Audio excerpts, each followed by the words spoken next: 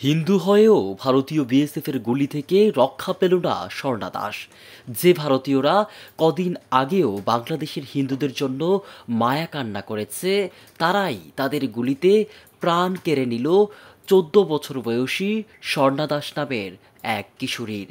ফেলানি থেকে স্বর্ণা সীমান্ত হত্যার শেষ কোথায়? ফেলানির মতোই বাংলাদেশের আরেক কিশোরীকে গুলি করে মারল ভারতীয় বিএসএফ।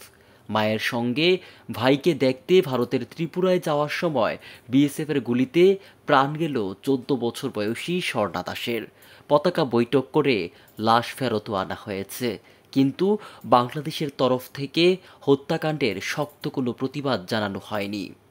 নিহত স্বর্ণা মৌলভীবাজার জেলার জুড়ি উপজেলার পশ্চিম জুড়ি ইউনিয়নের কালনিগড় গ্রামের বাসিন্দা পরেন্দ্র দাসের মেয়ে।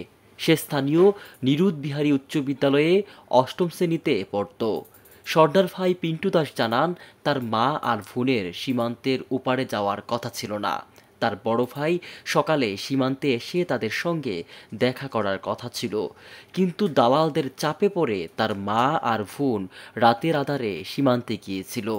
তার বোন প্রতিবাদ করেছিল, কিন্তু দালালরা সেটা শোনেননি। সীমান্ত এলাকায় বাংলাদেশের ভেতরেই তার বোনকে গুলি করা হয়েছে। তার মা তখন পাশে একটি ডুবায় ঝাঁপ দিয়ে প্রাণে বাঁচেন।